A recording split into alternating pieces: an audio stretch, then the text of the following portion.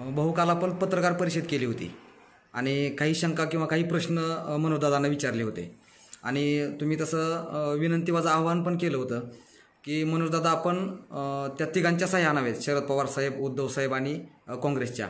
तर मुख्यमंत्री साहेब आणि दोन्ही उपमुख्यमंत्री यांच्या सह्या मी आणेल. याउलट त्यांनी आज एक पत्रकार परिषद घेतली आणि त्यांनी असं तुम्हाला विचारलेलं आहे की तुम्ही अगोदर त्या तिघांच्या सह्या आणा, जनता या तिघांची सह्या आणेल. तर त्याबद्दल तुम्ही काय सांगाल?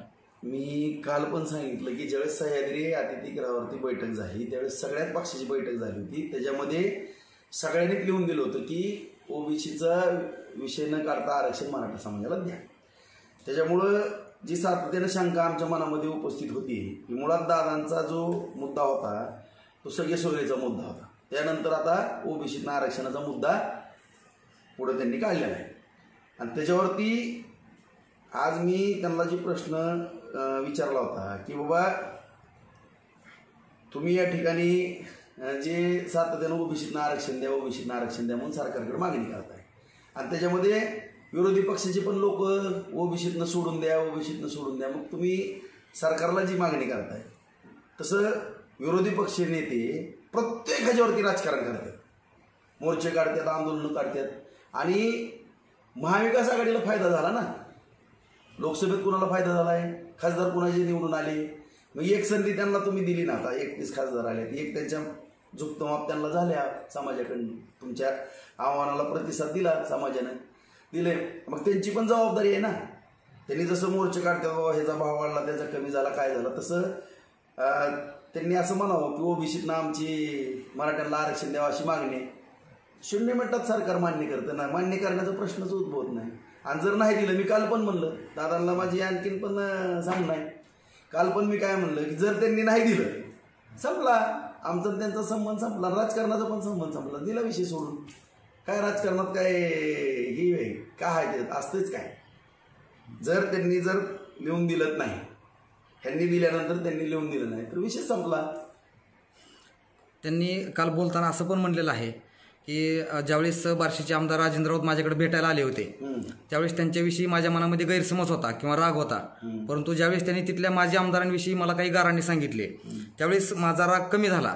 परंतु आताचं हे प्रकरण बघता सोपल बरे आहेत असं वाटतं, असं पण ते काल म्हणाले. माझं घराणं 1985 सालापासून सोपलच्या विरोधात लढतंय. माझ्या वडिलांनी बाबूराव गाडेगावकरांचा प्रचार केला, मी किसन आबांचा केला, मी प्रभाताईंचा केला. सगळ्यात त्यांच्या प्रत्येक निवडणुकीत आम्ही विरोधात आहे आणि मी त्यांना काय गारणं सांगू. आमच्या ती 5वीलाच पुजलेला की त्याचा आमचा विरोध. त्यामुळे त्यांना गारणं सांगून मला काय फायदा होणार आहे त्याचा? काय कारण सांगितलं म्हणजे काय सांगितलं त्यांना कारण सांगायचं आणि त्यांच्याकडनं काय अशी ती सोपल काय मला मिठ्या मारणार आहेत? काय कारण त्यांना सांगितलं म्हणून सोपल माझ्यासाठी काय करणार आहे का? मग कशाला कारण सांगायला बसू त्यांना घेण्यात देण्याचं.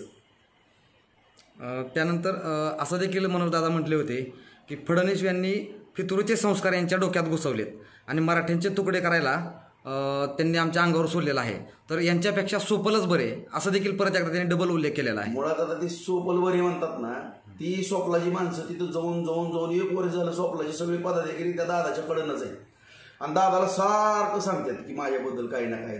मग ती सारखा सोपल विषय दादांच्या पण पोटात होता. ते बरं झालं आता पोटात आला. आमच्या बार्शीला कळलं तरी नेमकं मराठ्याचा आमदार पाडायचा आणि सोपलला निवडून आणायचं. काय बहुतेक दादांनी काही विचार वगैरे केला की काय, आता मला पण प्रश्न पडेल. आणि तालुका बघतोय सगळा, तालुक्याने बघू द्या, तालुक्याने जी भूमिका घेईल ती मला मान्य. शेवटी जनता जनार्दन आहे, त्यांच्या पुढं तर माझी जायची कॅपॅसिटी नसतीच. काल बार्शीतील काही लोक मराठा बांधव त्या ठिकाणी गेलेले होते आणि मनोजदादांनी सांगितलं त्यांना की बार्शीमध्ये मला सभा घ्यायची आहे. तर आपण त्या सभेविषयी कुठल्या दृष्टिकोनातून पाहाल? मी काल तुम्ही पत्रकार परिषद बघितली असेल माझी, त्याच्यामध्ये स्वतः मी सांगितलेलं आहे की त्यांना कोणी तर काय वेगळं सांगतंय. काल मी काय बोललो होतो की पांडे चौकात सभा घ्या, भगवंताच्या ग्राउंडवर घ्या, 50 लाख रुपये राजाभाऊ राऊत खर्च करणं. ऐकलं सगळं अख्ख्या महाराष्ट्रानं. त्या सभेला बाया माणसासहित मराठा समाज तिथं उभा करायची, आणायची जबाबदारी माझी पण असेल. परंतु तुम्ही जे काही एखाद्या मराठा समाजाने तिने प्रश्न विचारलेले आहेत त्याबद्दल तुम्ही चिडू नका ना. तुम्हाला चिडण्याचा आणि तुम्हाला शेवटी बघा एवढ्या मोठ्या आज तुम्ही सांगताय आपलं 6 कोटी समाज आहे. 6 कोटी समाजाला जर तुम्ही नेतृत्व तुम्ही मराठा समाज करता असं तुम्हाला वाटते तर इतक्या मोठ्या समाजाचं नेतृत्व करणारा डोक्यावरती बर्फ लागतं. चिडू नका ना तुम्ही, चिडायचं काय कारण आहे. विचारला ना प्रश्न, आता आम्हाला कोणी पण बारकं पोरगं पण विचारतं काय, आम्ही उत्तर देतो, आम्ही नाही चिडायचं काय कारण आहे. शेवटी लोकशाही प्रत्येकाला विचारा. एवढ्या मोठ्या आज मराठा समाजाने तुमच्या मांडीवरती मान ठेवलेली आहे. एखादा माझ्या तालुक्यातल्या कुठल्या मराठा समाजातल्या कुठल्या कार्यकर्त्यांनी किंवा पौराणिक प्रश्न विचारले, चिडू नका ना तुम्ही संयमानं उत्तर द्या, नम्रतेने जवळ बोलवा. ए बाबा असं आहे काय, तुला माझ्याबद्दल शंका आहे, मी ह्याच्याशी उत्तर देतो, संपला विषय, वादच होत नाही.